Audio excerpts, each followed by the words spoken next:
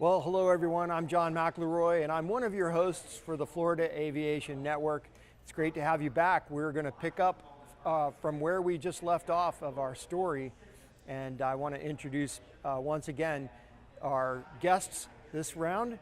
It's KT Bud Jones and her husband Sid Jones, and we also have Mackenzie Barber, who's going to be joining us as a guest host to discuss the Niihau Zero, the new book that they've just finished publishing. And we are learning about what happened to this airplane and during the opening round of the invasive forces that came in, both of those aviation waves. So we have just left, in case you didn't catch the first part, we have just left a Japanese Zero has now tried to make its way back to back home. You know, he's done his job, he's on his way out, and he headed to the bailout zone, which is Niihau Island, and then he crash lands, and he lives. He slides it in, and I said that he slid the canopy back, he unbuckles his seatbelt, and Sid, why don't you take it from there? Well, he did not land unnoticed. Again, this is a Sunday morning on December 7th, 1941, and so this privately owned island, no contact with the rest of the Hawaiian island chain. These folks on the island had no knowledge whatsoever of the Pearl Harbor attack. To them, it was just a normal Sunday morning. And so a lot of them, there was a little church that was nearby where the airplane actually settled down and landed. And the church had just let out, and as often you can imagine, the parishioners were all gathered outside underneath the overhang on the front porch of the church, and they were talking amongst themselves. They did hear an aircraft noise, which was a little unusual because not many airplanes flew over Niihau at any time. And they looked up and they actually saw two airplanes flying overhead. One of them was flying erratically, and the other one next to it had a stream of smoke coming off of it. And they couldn't identify the airplane, so they were too far away, but they thought that was kind of interesting that these two planes were flying along. The one that had the smoke coming off of it suddenly peeled off and dove into the ocean, which again surprised them quite a bit. The other one that was kind of flying erratically continued flying erratically, but departed off away from the island and disappeared. So that obviously caused a lot more discussion amongst themselves, probably more than the sermon that morning. And these were out. This is a second and a third one, not just the one that That's crashed. right. They're just because watching up as in the we air. discussed before, the pilots were actually told that if they could not make it back to the aircraft carriers after the attack due to battle damage or whatever reason, mechanical problems, that they were supposed to try to go to this privately owned island of Niihau, which was flat. There was going to be a submarine posted there to pick up any air crew that could make it there. They were actually supposed to land on the beach. Niihau is very wide, white beaches, so it'd be a great landing spot, and the submarine at periscope depth offshore could monitor the beach area pretty closely without being seen, and they would see any airplanes that came in to land, so they could then send a crew in to pick them up. And as I recall, it's pretty deep, the water around Niihau. I mean, as far as, so the submarine can come up pretty close to the beach, as the water is very deep around Hawaii in general. And they don't know that the owner of the island has taken the advice to dig it up in terms of, and make it unlandable, because for 7 years, as a private citizen, took the advice of a U.S. military officer, Major Brandt, who had heard or had read Billy Mitchell's report back in the 1920s that had predicted that Pearl Harbor would be attacked on a Sunday morning, and then actually Niihau Island was going to be used as a staging place, as Mitchell predicted. That's the segue to, there's people on the island who are now helping the United States on a private, personal basis, and that theme continues throughout the story. So tell me a little bit about when they discover that this plane has crashed and the people that start to show up. What's happening there? Well, not long after the first two planes went away, the one crashed into the ocean, the other one just kind of wobbled off towards the horizon. Nearby the church, there was a private dwelling, and the owner of that house heard the horse that was in a corral outside start making a bunch of noises, like it was anxious about something. And so he walked out to see what the horse was making all the noise about, and lo and behold, an airplane crashed in his front yard. Right there. Right there. And Katie, why don't you tell him about what happened at that point?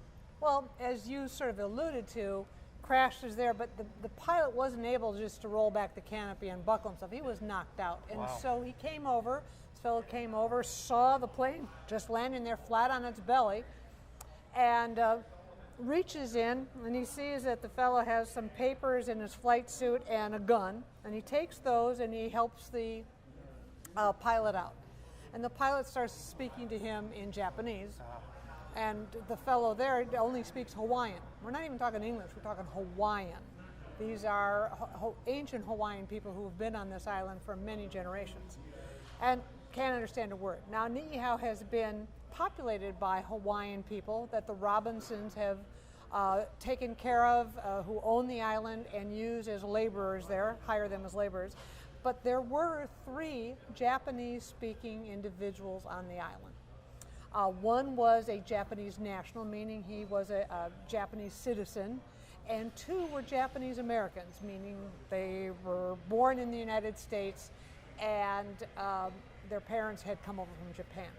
And so he called upon the first one, Mr. Shintani, who was the Japanese national, and said, would you find out what's going on Let's here? translate here. Now, they had no idea because Niihau was very isolated in so many ways, isolated in time as well. It had not advanced. There's no electricity, no running water, isolated in many ways, socially as well as in time as well, and technology.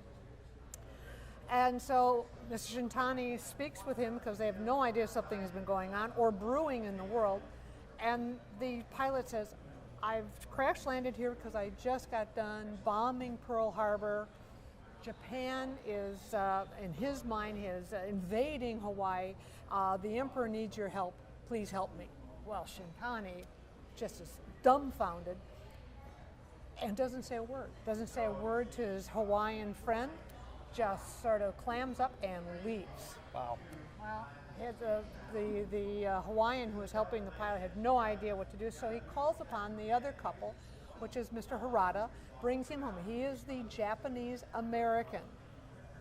Again, the pilot says, I just crash landed here because I just got done bombing Pearl Harbor. Japan is invading the United States, Hawaii. The emperor needs your help. Please help me. And Mr. Harada doesn't say no, doesn't say yes at the time, but keeps that information to himself and tells the Hawaiian, yeah, we need to get the guy and let's make him at home here. And what do Hawaiians do when a visitor comes? Yeah, they throw a party. They have a luau, right. And they had a luau for the Japanese pilot. But as the evening goes on, they go, you know, there's something funny here. Right. We got a plane in my backyard with bullet holes in it. You know, I don't think this is really a good idea. And eventually they get the idea from Mr. Shintani or Mr. Harada that there has been an attack on Pearl Harbor. And they said, you know, maybe we should hold this guy in confinement, under guard, until Mr. Robinson, Elmer Robinson, can come back to the island. Now, they don't know there's been martial law. I just love the dynamic of the social dynamic here. Oh, yeah. You go from, all right, it's going to be okay, to, I don't know that this is going so well, to, oh, we're having a party, it's Right. getting better, and Yeah, then yeah. what are you guys pointing guns at, you know, and now I'm being kind of led away. Yes. So They weren't you know, real savvy all in- people. They aren't really, you know, as far as the way of the world. You know, they've been sort of kept away from lots of these things in Niihau. So they do put the guy up. They put him under guard. Now they don't have any guns. There are no guns on the island. The only gun was in Elmer Robinson's house, and he's not there. He is over in Kauai. and the one that they took from him. And he's over in Kauai. He can't get over to Niihau because it's martial law has been declared, and they're sitting there going, well, what are we going to do? He tells us what to do, and we don't know. Yeah, Elmer Robinson is the overseer of the island. And by chance, he just wasn't there that weekend. And all of the people that live on the island, most of them work for the Robinson family, and so they defer to the Robinsons for any big decision making. What would the boss say? Right. What would the boss say? There was a signal. They did not have a radio. They had no way of communicating with the other islands, but they had previously arranged for a signal. If there was some disaster that occurred on the island and the Robinsons were not there or not on the island to deal with the situation, the islanders knew that they were supposed to go up in the highlands on the eastern side of the island and start a bonfire at night. And that could be seen from Kauai. No doubt. And so that was the signal that there was a problem on the island and that the Robinsons needed to come back out as quickly as possible. Wow. There could be somebody who was badly injured, you know, who knows what. But that was a signal that there was an emergency scenario on the island and that the Robinsons needed to come out. I was going to go with war drums. As a drummer, I played drums. I was going to go with that, but it was too far. It's a little far away for the drums. So the fire worked. The fire worked, right. So from the night that the Islanders, after the luau, the night that the Islanders kind of figured out that maybe this was an emergency situation after all, that night they went up and lit a fire. But as Katie said, there was martial law declared. The Islanders didn't know that, so there was no response from the Robinsons did not come the next day. So over the next few days, they continuously set fires every night as a method of trying to communicate with the boss, as it were, right, on Kauai. And there was no response because there was no inter-island traffic allowed under martial law. 3 small fires, 3 really big fires, followed by 3 small fires. Oh, Right. right? That's right. That's right. But things turned, the dynamic of the situation turned very quickly. The Haradas, who, as Katie described, spoke Japanese, offered to allow the pilot to stay with them in their little cottage. They said, why don't you allow the pilot to stay with us? We can at least converse with him, and we'll watch him. And the Hawaiian said, that's fine, but we're going to put a guard. As she said, not an armed guard, but just somebody posted outside the house in case there was trouble. They didn't want the Japanese pilot, they didn't quite trust him so much now anymore. And they wanted to make sure that until the Robinsons showed up and could deal with the problem, that the pilot wouldn't get any ideas, okay? They were starting to figure out that this situation was not a normal one. So they posted the guard. We don't know exactly when the Japanese pilot was able to convince the Haradas to fully turn and help him. We don't know at what point that was, but apparently it was after a few days of him living in the house. So we're not privy to the conversations that they had with the pilot. You wanted to make a comment? Well, just that even though they had been raised in the U.S., they were Japanese American, they were American citizens, but at that time period, even if you were born in the U.S., you were sent back to Japan for your education. You were part of this bigger-than-life community, the Japanese community. Whether you were born in the U.S. or not, you went back to their schools, you were indoctrinated with the Japanese way of doing things. So I don't think they had internally much choice in it. They had been so told that they're Japanese, and so when this fellow said, the emperor needs you, and after a few days probably, though as Sid says, we don't know exactly the conversation, it wasn't far to be turned to the Japanese side of things because of the way they'd been indoctrinated, right? Even though Japanese American. Now imagine the pilot's position. Here he is on foreign soil. He's got this airplane that he knows is a very advanced military tool that America would love to get their hands on because it's a rebuildable airplane. It had suffered some damage in the belly and the hard landing that it had, but you could repair it. And so he wants to somehow get rid of the airplane. He also wants to get on that submarine that he remembers being told about that was posted offshore. And as time goes on, he's getting much more desperate about that because he doesn't know how long that submarine's going to be there. And that's his only escape off this island. So he somehow convinces the Haradas to help him with his goals of destroying the airplane, getting his papers back, which were taken from him, remember, right, when he crashed, and his pistol, and then somehow making contact with that submarine. So Mr. Harada makes a big, fateful decision. he decides to take matters into his own hands. As Katie mentioned, there was a shotgun on the island that was at Elmer Robinson's personal home, but the islanders were not allowed to go in that home. That was off limits. And Mr. Harada knew that the shotgun was there, so he actually went and broke into the house, took the shotgun, but instead of going directly back to his cottage where his wife and the pilot were, he kind of circumvented that, and nearby was a honey warehouse, which was used for processing honey, one of the products of Niihau at the time. And he hid the shotgun just inside the honey warehouse. And apparently he and the pilot had come up with a plan to overcome the guard. And so after depositing the shotgun, Mr. Harada went back to his house and then came out of the house with the pilot. And they confronted the guard and said, the pilot needs to use the outhouse. There was an outhouse that was nearby, just past the honey warehouse. And so the guard agreed, and they all were walking past the honey warehouse to go to escort the pilot towards the outhouse on the island. As they were passing the honey warehouse, Mr. Harada went into the honey warehouse, pulled out the shotgun, and held it against the guard. They took the guard. They didn't kill him. They put him inside and locked him inside the honey warehouse. So now the pilot is free, and Mr. Harada has a shotgun. And so their first plan is to go directly to the house that was adjacent to where the airplane landed, because that's where the person came out and relieved the pilot of the maps and the paper, or the pistol, and try to find them. So they rummaged through the house. They did find the pistol, and they got the pistol, so now both of them have a weapon, but they cannot find the paper. So now their goal is to try to find the papers, which they presume are secret, and they don't want them to fall into U.S. hands. Are you guys on the edge of your seats out there? Because I cannot believe this story at all. This is just amazing.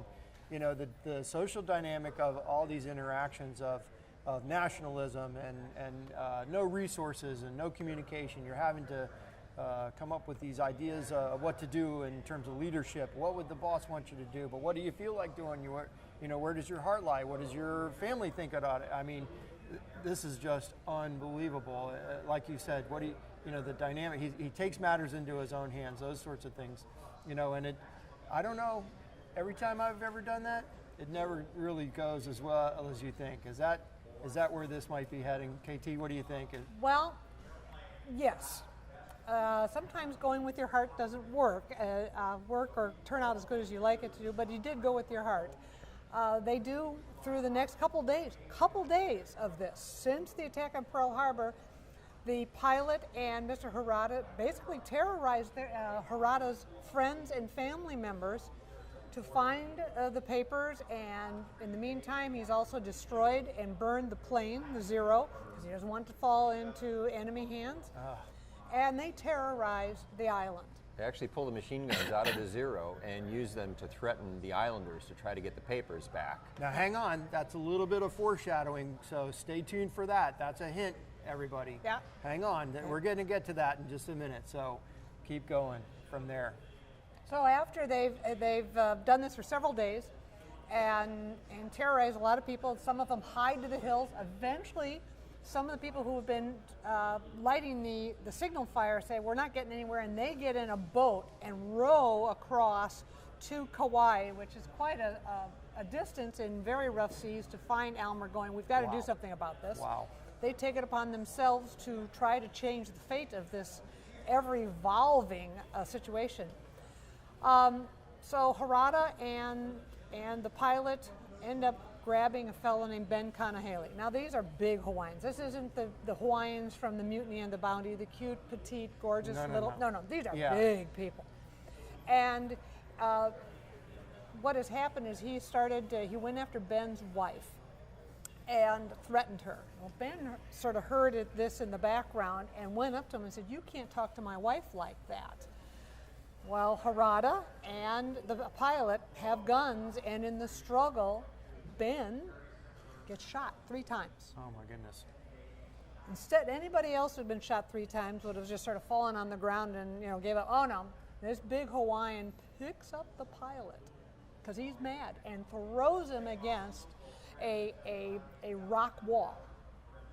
And then the wife comes over, who's really ticked off because this guy has now, the pilot has hurt her husband, and she goes over and hits him in the head with the rock and kills him. So now the pilot is dead on the ground. Oh my goodness. And Mr. Harada, who's now been helping the Japanese pilot, realizes he has backed the wrong horse. Right. This was not how this was supposed to end. I'm not sure how he thought it was going to end, whether he was going to be getting on the submarine with him, or Japan had actually invaded it. We don't know. Which point he takes the shotgun and kills himself. Now, you've made a museum about this, haven't you? It's a display. It's a display in the museum. Yes, of a story that no one had heard of, because after it was all done, and they came over the next day, this has all been done, the Battle of Niihau, it's called. Wow. They said, don't talk about it. And the Robinson family, being good Calvinists that they were, someone told them not to do something, they didn't. And so they never talked about it all these years, and it wasn't until that would have been 2005, when you discovered where it was, that anybody knew anything really about it. So you learn about the story, you go to the island, and you find the plane. Well, there was a lot more to it than that.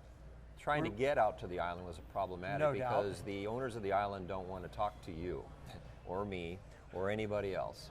They keep to themselves, as Katie described before. They are busy with their business interests. They don't need to talk to anybody on the outside. They don't talk about the Zero or anything else that happened. That's a family story, and it's kept within the family. So trying to approach them, they don't have listed phone numbers or listed addresses. It's very hard to find them, but I finally found a way to contact them and to let them know what we were doing.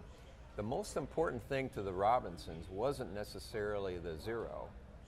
It was that their relative had actually spent 7 years of the family's resources plowing up the island, which was a part of the story that we really didn't know anything about.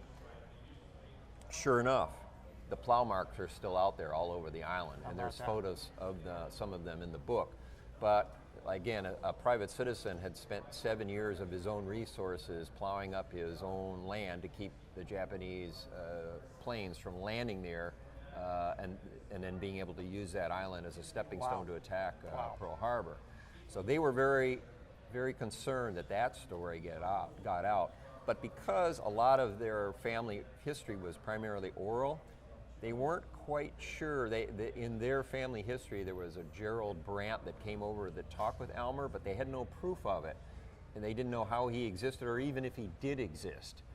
And so I was able to do research and find out about Gerald Brandt and find out when he was actually out there, and that I was able to make the connections that he was actually tied with Billy Mitchell and actually spoke on his behalf during Billy Mitchell's own court-martial, and that he was the first person to read Billy Mitchell's report about the prophesized attack. So it all kind of came together. And this story is told at this museum now. And, it is. And how's that presentation?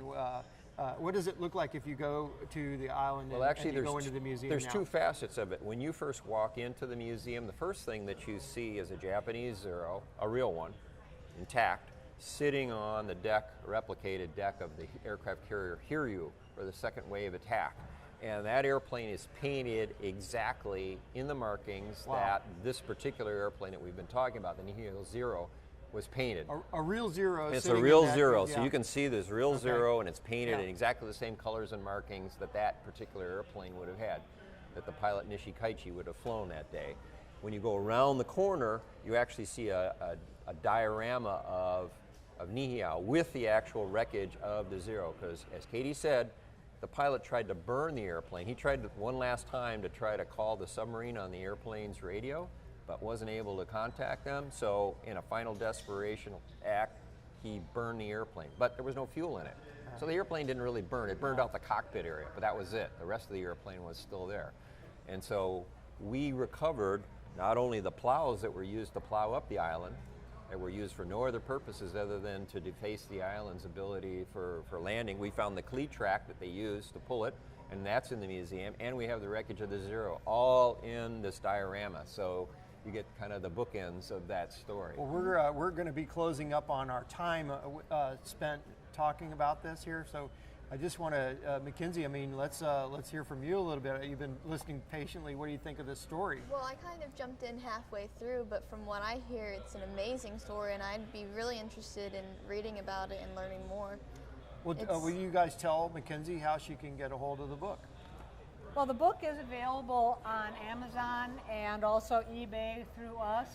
And we actually do presentations, because this is a part of history that people don't know a lot about. So we do PowerPoint presentations and book signings to EAA clubs, flying clubs, schools, libraries, and so on, because there's nothing like learning about history and all those little background stories to make it come alive. And so we really try to share that and pique people's interest, going, I want to know more about that. And once you start learning about something, then you just don't want to stop.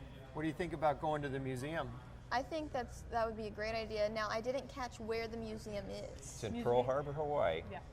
It's the Pacific Aviation Museum in Pearl Harbor, Hawaii on Oahu.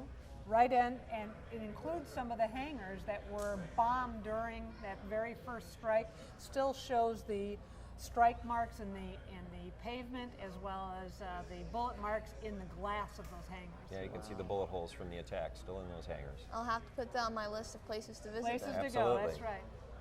Great.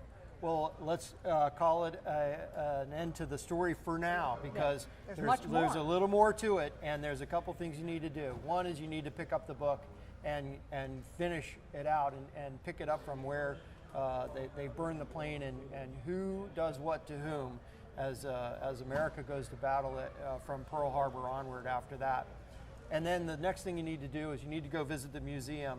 And then right after that, you need to come back to Kissimmee and visit with you, as we often do in our hometown of Kissimmee at Kissimmee Airport. So on behalf of the Florida Aviation Network, my co-host Mackenzie Barber, I'm John McLeroy with Sid and KT Jones with the Niihau Zero, the book that they've just finished publishing. So good job, guys. Thanks for being here with us on the Florida Aviation Network. I'm back to you, and we'll see you in just a couple minutes with our next guest here at the Florida Aviation Network for the Sun and Fun 2018, the 44th Annual Sun and Fun Fly-In and Exposition. We'll talk to you soon.